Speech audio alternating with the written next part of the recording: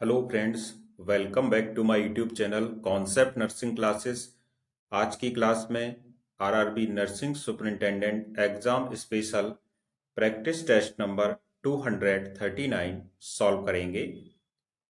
आज का जो प्रैक्टिस टेस्ट है इसमें भी प्रीवियस प्रैक्टिस टेस्ट की तरह ही जो भी आरआरबी स्टाफ नर्स में क्वेश्चंस पूछे गए हैं अब तक एग्जाम्स में, उनका इसमें समावेश किया गया है। इसलिए यह आपके अपकमिंग एग्जाम्स के लिए वेरी हेल्पफुल होने वाला है। आज का प्रैक्टिस टेस्ट का पहला क्वेश्चन इस प्रकार है। एक कार्यक्रम जिसने एमएमआर को कम करने के लिए स्पेसिफिक इमरजेंसी सिचुएशंस में एएनएम्स द्वारा दवाओं का यूज करने की परमिशन दी है वह है ऑप्शन ए जननी सुरक्षा योजना, ऑप्शन बी जननी शिशु सुरक्षा कार्यक्रम, option C RCH phase 1, option D RCH phase 2।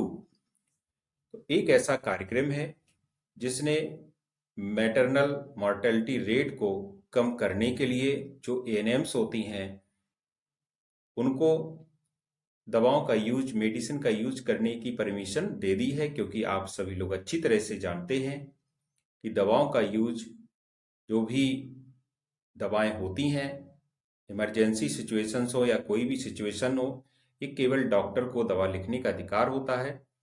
लेकिन कुछ ऐसी स्थिति आती है कि मृत्यु दर को कम किया जाए, तो सरकार ने इसके लिए एक कार्यक्रम चलाया था जिसे कहते हैं आरसीएच फेज 2 कार्यक्रम, जिसमें जो इन्फेंट मॉर्टेलिटी है उसको कम करने के लिए, मैटरनल मॉर्टेलिटी है उसको कम करने के लिए, ये इसमें एएनएम को जो स्पेसिफिक इमरजेंसी सिचुएशंस हैं, विशिष्ट इमरजेंसी सिचुएशंस हैं, उनमें एएनएम द्वारा दवाओं का यूज करने की अनुमति प्रदान की गई थी। इसलिए यहाँ पर करेक्ट आंसर होगा ऑप्शन डी आरसीएच फेज 2। एक बात इसमें और भी जानने योग्य है कि यहाँ पर जो आरसीएच का फुल फॉर्म होता है यह होता है रिप्रोडक्टिव चाइल्ड हेल्थ, और ये कार्यक्रम शुरू किया गया था 1 अप्रैल 2005 को। ये कार्यक्रम शुरू किया गया था। तो ये क्वेश्चन भी आपको पूछा जा सकता है कि आरसीएच प्रोग्राम कब शुरू किया गया है। तो 1 अप्रैल 2005 को शुरू किया गया था और इसका जो फुल फॉर्म होता है रिप्रोडक्टिव एंड चाइल्ड हेल्थ होता है। तो इस प्रकार से इसका करेक्ट आंसर है option D RCH phase 2। Next question की ओर चलेंगे।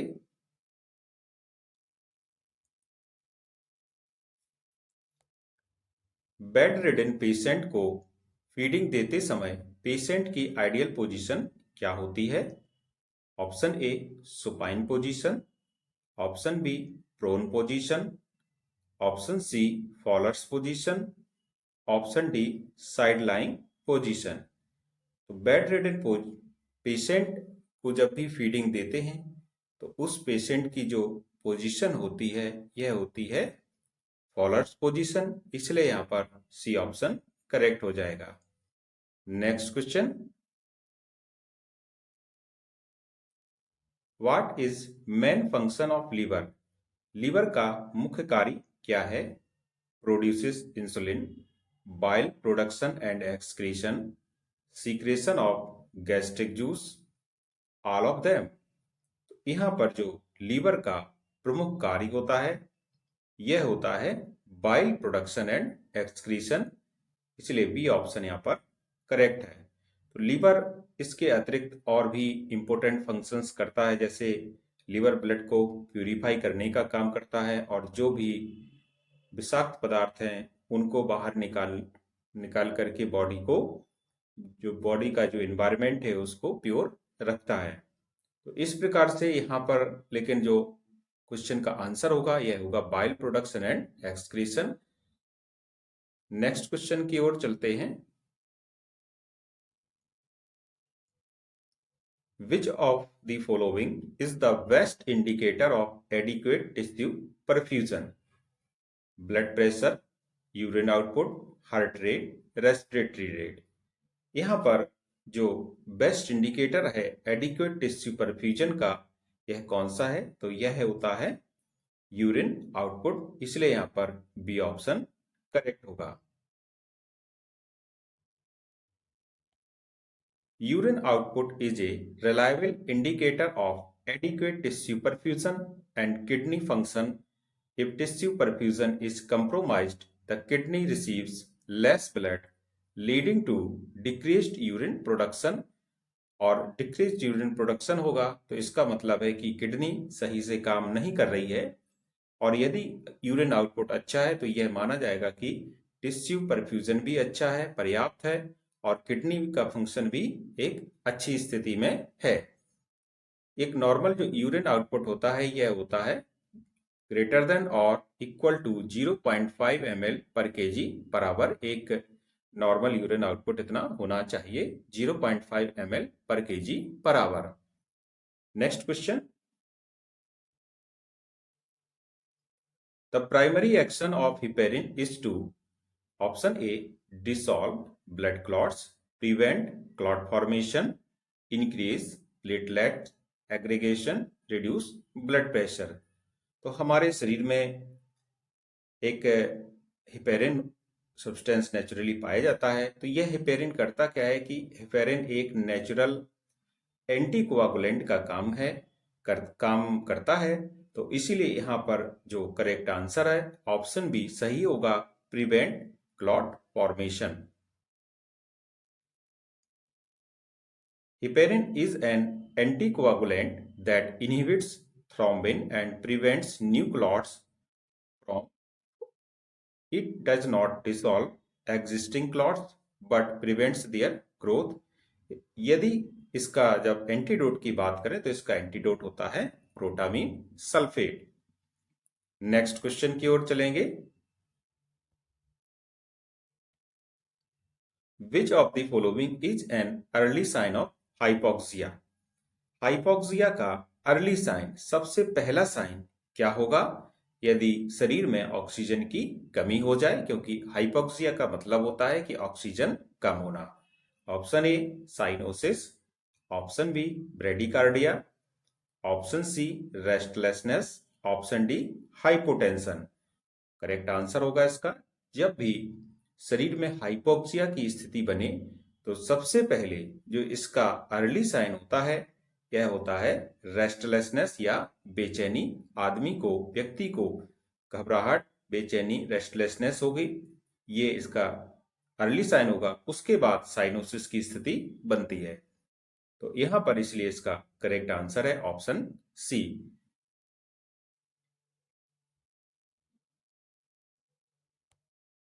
Early signs of hypoxia include restlessness, anxiety, tachycardia, and tachypnea.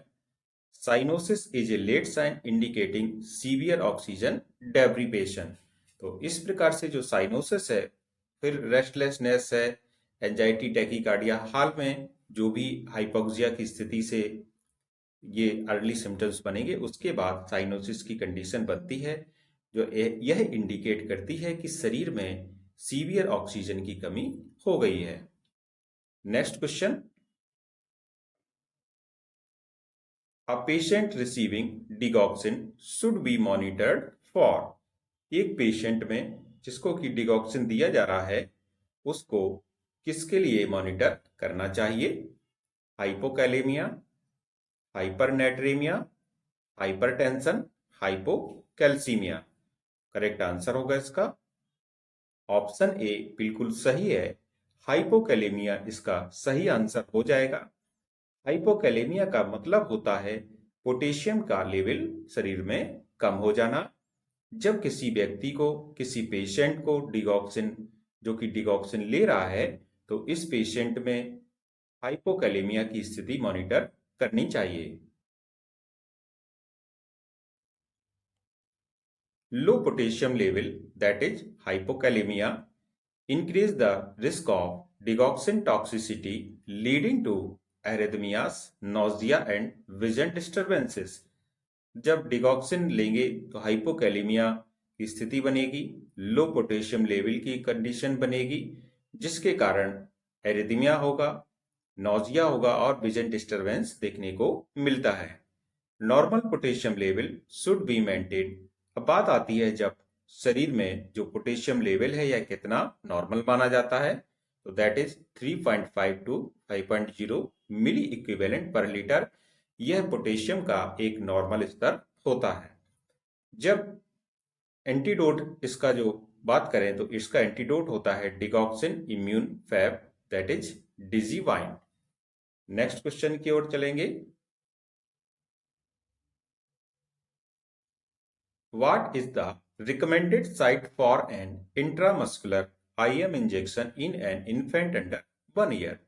एक बच्चा 1 साल तक के बच्चे का जो इंट्रामस्कुलर इंजेक्शन का साइट होता है, यह सबसे अच्छा साइट कौन सा रिकमेंडेड किया जाता है? Option A deltoid, option B vastus lateralis, option C gluteal maximus, option D rectus femoris. इसका जो करेक्ट आंसर होगा ऑप्शन बी सही होगा, पेस्टस लेटरेलिस, जो कि थाई के मिड थाई में पाई जाने वाली मसल्स होती है। यहाँ पर बच्चों को इंजेक्शन दिया जाता है जो बच्चे 1 साल तक के होते हैं।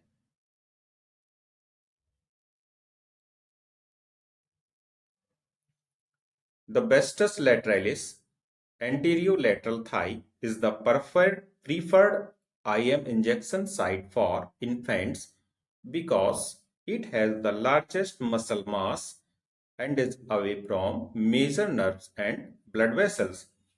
यहाँ पर जब पेस्टस लैटरलिस में इंजेक्शन देते हैं तो इसके कुछ इसके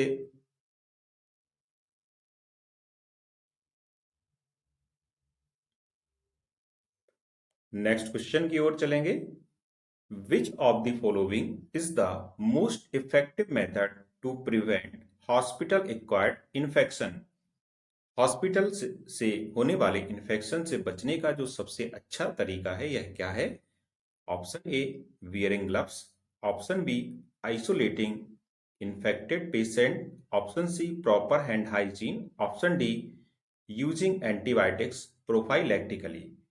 करेक्ट आंसर होगा, जब भी बात होती है हॉस्पिटल एक्वायर्ड इन्फेक्शन की तो सबसे पहले प्रॉपर हैंड हाइजीन को प्रीफर करना चाहिए। इसका मतलब है कि आप जब भी हॉस्पिटल में जाएं तो आपके हाथ अच्छी तरह साबुन और पानी से धोने चाहिए जिससे कि इन्फेक्शन का खतरा ना हो। इस प्रकार से करेक्ट आंसर है option C.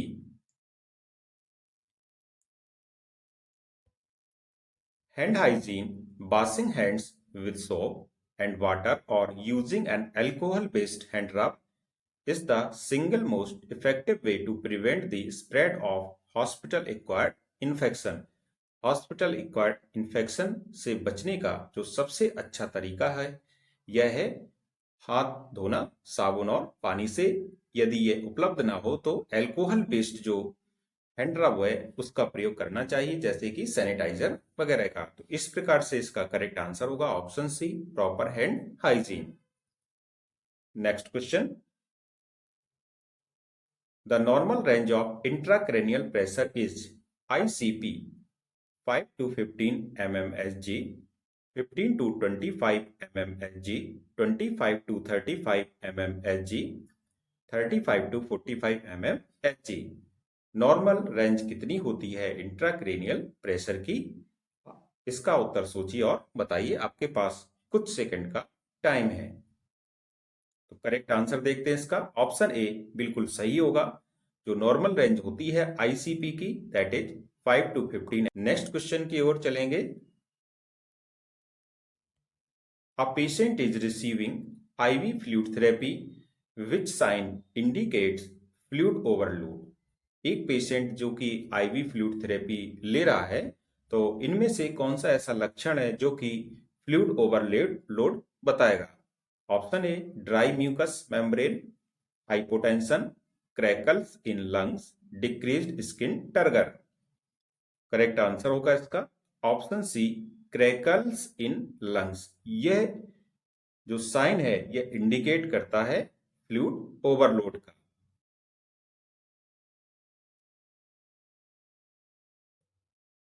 Fluid overload that is hypervolaemia causes pulmonary edema leading to crackles on lung, auscultation, dyspnea and increased blood pressure। तो इस प्रकार से जब भी फ्लूइड ओवरलोड हो जाता है, जिसको हाइपरवोलेमिया भी कहते हैं, इसके कारण पल्मोनरी एडिमा होगा, जिसके बाद क्रैकल्स ऑन लंग हो जाएगा, एस्कल्टेशन हो जाएगा, डिस्पनिया हो जाएगा और जो बीपी है वो भी बढ़ जाता है। इस प्रकार से करेक्ट आंसर है क्रैकल्स इन लंग्स।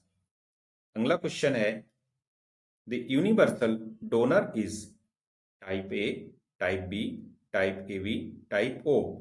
किस प्रकार का जो ब्लड ग्रुप है उसको हम लोग यूनिवर्सल डोनर कहते हैं? यूनिवर्सल डोनर होता है ब्लड ग्रुप ओ। यहाँ पर इसलिए डी ऑप्शन करेक्ट हो जाएगा। एक बात और देखने वाली होती है, यदि क्वेश्चन बहुत डीपली पूछा जाए तो जो ओ नेगेटिव ब्लड ग्रुप है यही यूनिवर्सल डोनर है। ओ पॉजिटिव यूनिवर्सल डोनर नहीं होता है। एक्चुअली में ओ नेगेटिव ब्लड ग्रुप ही यूनिवर्सल डोनर माना जाता है।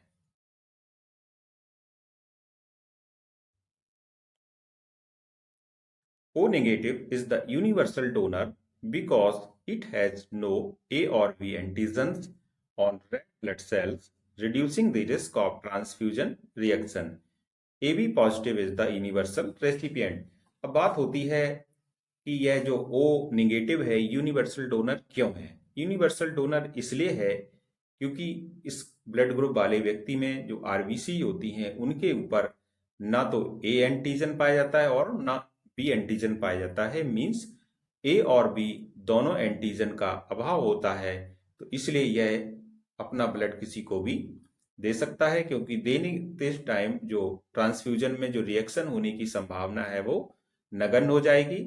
और यदि देखा जाए जो यूनिवर्सल रिसिपिएंट होता है वो ए बी पॉजिटिव है, क्योंकि इसमें दोनों प्रकार के एंटीजन ए और बी पाए जाते हैं, इसलिए सभी से ब्लड ले सकता है। नेक्स्ट क्वेश्चन की ओर चलते हैं। The correct method to check placement of a nasogastric tube before feeding is. Feeding देने से पहले यह कैसे पता करें कि नेसोगैस्ट्रिक जो ट्यूब है वो सही जगह प्लेस की गई है या नहीं की गई है? Option A, injecting air and auscultating the stomach. Option B, checking residual volume. Option C, observing patient tolerance. Checking pH of gastric aspirate. तो इसका जो करेक्ट आंसर होगा ऑप्शन डी सही हो जाएगा, जो checking pH of gastric aspirate. देखिए करते क्या है कि जब भी नेजोगैस्ट्रिक ट्यूब जो कि फीडिंग के लिए दी जाती है, तो एक ये भी ऑप्शन इसमें सही होता है कि उसमें एयर इंजेक्ट करते हैं और पेट को देखते हैं कि यदि पेट में आवाज आई है तो इसका मतलब है कि जो ट्यूब है वो सही जगह गई है। लेकिन इसमें से जो सही मेथड है वह है कि पीएच को चेक करना, क्योंकि जो पीएच होगी वो एसिडिक होगी। पेट में गैस्ट्रिक एसिड होता है तो पीएच चेक कर लेंगे तो ये बिल्कुल क्लियर हो जाएगा कि नेजोगैस्ट्रिक ट्यूब सही जगह पर है। Next question.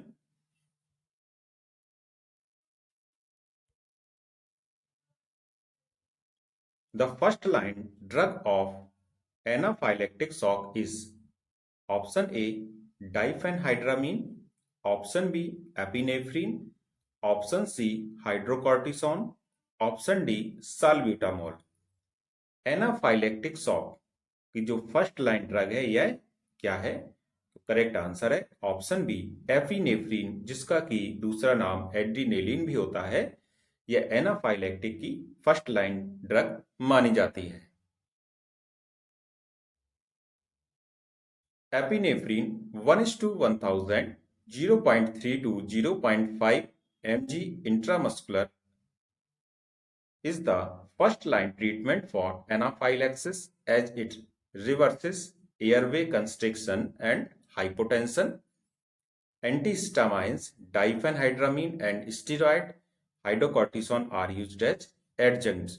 इसमें जो जब भी एनाफाइलेक्टिक की कंडीशन बनती है, एनाफाइलेक्टिक शॉक किसी पेशेंट को हो गया है, तो एपिनेफ्रिन इंजेक्शन दिया जाता है। उसके बाद जो अन्य दवाएं हैं सपोर्ट में उनके दी जाती हैं, जैसे कि डाइफेनहाइड्रामीन हो गया जो कि एक एंटीहिस्टामिनिक होती है, और स्टीरॉइड्स भी देते हैं। Next question, which electrolyte imbalance is commonly seen in patient with chronic kidney disease? chronic kidney disease वाले पेशेंट में किस इलेक्ट्रोलाइट की कमी देखने को या इम्बैलेंस देखने को मिलता है? Option A hypokalaemia, B hyperkalaemia, C hypernatraemia, D hypocalcaemia. तो जिन पेशेंट में क्रॉनिक किडनी डिजीज की प्रॉब्लम होती है उन पेशेंट में हाइपरकैलेमिया की स्थिति देखने को मिलती है, इसलिए यहां पर बी ऑप्शन करेक्ट है। In chronic kidney disease, the kidneys cannot excrete potassium properly, leading to hyperkalemia, which can cause life-threatening cardiac arrhythmias. यहाँ पर जब किडनी सही तरीके से काम नहीं करती हैं तो पोटेशियम पूरी तरह प्रॉपरली एक्सक्रीट नहीं हो पाता है, जिससे कि पोटेशियम की शरीर में मात्रा बढ़ती जाती है और हाइपरकैलेमिया की कंडीशन होती है। अब ये हाइपरकैलेमिया की कंडीशन जब होगी तो ये लाइफ थ्रेटनिंग कार्डियक अरिथमियास पैदा करेगी। तो इस प्रकार से क्रॉनिक किडनी डिजीज वाले पेशेंट में हाइपरकैलेमिया की कंडीशन को मॉनिटर करना चाहिए। अगला question, which condition is characterised by a butterfly rash on the face? इनमें से कौन सी ऐसी कंडीशन है जिसमें चेहरे पर बटरफ्लाई रैश दिखाई देता है? जैसे कि ये नोज है किसी व्यक्ति का और इस प्रकार से यहाँ पर उसके लाल चकत्ते इतने भाग में दिखाई देते हैं। तो आपको यहाँ बताना है कि ये किस प्रकार से यहाँ पर देखने को मिलता है, किस कंडीशन में ऐसा होता है। Option A psoriasis, option B systemic lupus erythematosus that is SLE, option C eczema, option D rosy. Correct answer होगा इसका option B systemic lupus erythematosus. या SLE एक ऐसी डिजीज है जो कि ऑटो इम्यून डिजीज होती है और जिसमें गलती से हमारे शरीर का जो इम्यून सिस्टम होता है वो हेल्दी टिश्यूज पर आक्रमण कर देता है। तो इसमें बटरफ्लाई रैश, चेहरे पर बटरफ्लाई रैश देखने को मिलता है। तो इस प्रकार का करेक्ट आंसर है option B.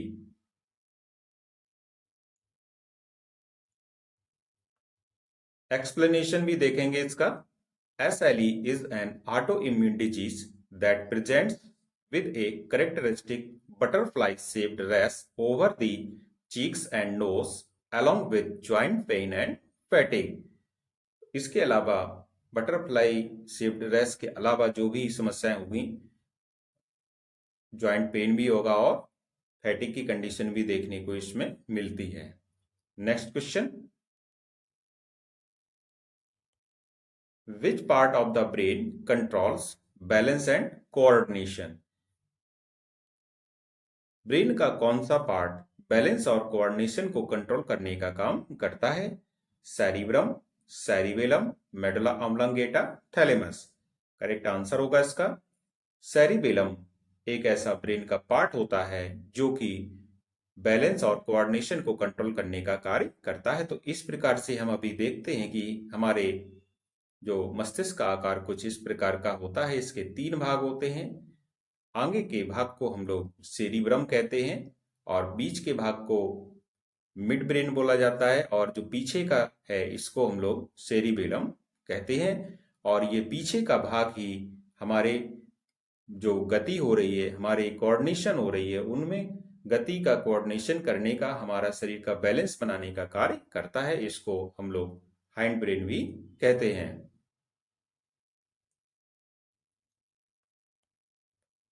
The cerebellum controls balance, posture and voluntary muscle coordination. Damage to the cerebellum leads to ataxia, unsteady movement. तो जब इसमें सेरिबेलम में कोई किसी प्रकार का डैमेज हो जाए तो कंडीशन जो पैदा होगी उसको बोलेंगे अटैक्सिया, जिसमें लगातार अनस्टेडी मूवमेंट होते रहते हैं। Next question, In which position should a patient be placed during a lumbar puncture? Lumbar puncture किसी पेशेंट में जब करना हो तो उसको किस पोजीशन में रखते हैं? Supine, prone, side lying with knee flexed, high Fowler's. Correct answer होगा लंबर पंचर वाले पेशेंट को इस पोजीशन में रखते हैं, side lying with knee flexed. The best position for lumbar puncture is the lateral side lying position with the knees flexed towards the chest, which helps open the intravertebral spaces for needle insertion. Next question की ओर चलेंगे। The Glasgow Coma Scale (GCS) is used to assess option A pain level, option B level of consciousness, option C oxygen saturation, option D blood pressure। Glasgow comma scale की यहाँ पर बात हो रही है तो इसका प्रयोग किया जाता है लेवल ऑफ कॉन्शियसनेस या चेतना के स्तर का आकलन करने के लिए। So the correct answer is option B. The Glasgow Coma Scale (GCS) is used to assess a patient's level of consciousness based on eye opening, verbal response, and motor response. A score less than or equal to 8 indicates coma. यदि किसी patient में जो score है यह 7 से या 7 के बराबर आता है तो ये कोमा की कंडीशन माना जाएगा कि पेशेंट कोमा में चला गया है।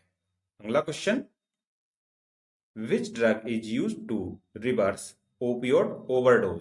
ओपियोड ओवरडोज के लिए कौन सी ड्रग का प्रयोग करते हैं? Option A naloxone, option B flumazenil, option C atropine, option D diazepam. Correct answer होगा इसका ओपियोड ओवरडोज के लिए जो ड्रग यूज की जाती है that is naloxone. Option A is correct. Naloxone is an opioid antagonist that rapidly reverses the effect of opioid overdose such as respiratory depression। अब जब भी ओपियोड ओवरडोज की कंडीशन बॉडी में होगी तो इससे क्या होगा? रेस्पिरेटरी डिप्रेशन बनेगा। इसके कंडीशन को रिवर्स करने के लिए एंटागोनिस्ट देते हैं जो कि नैलोक्सोन है। अगला question, the normal pH range of blood is 6.8 to 7.0, 7.35 to 7.45, 7.5 to 8.0, 6.5 to 7.2। Correct answer is option B 7.35 to 7.45 is the normal pH range of blood।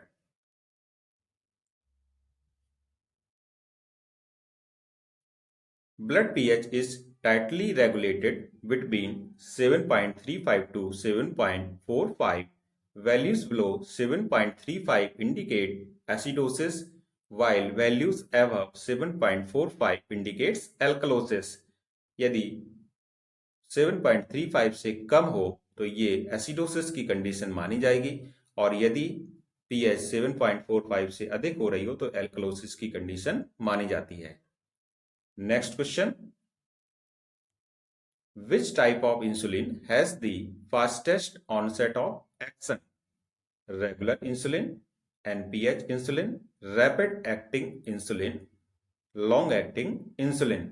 Correct answer होगा इसका option C rapid active insulin.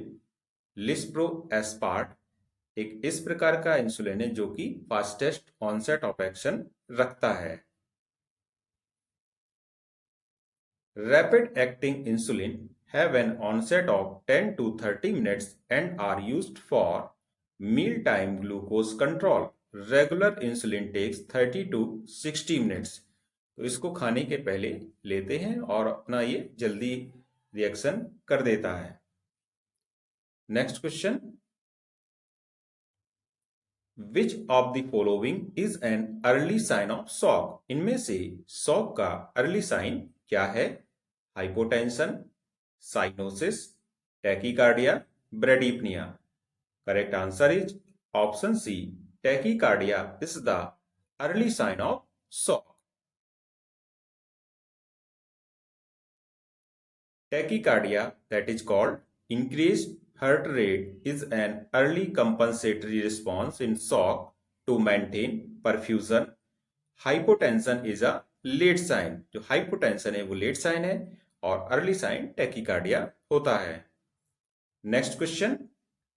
The antidote for warfarin overdose is vitamin K, protamine sulfate, activated charcoal, atropine. Correct answer is option.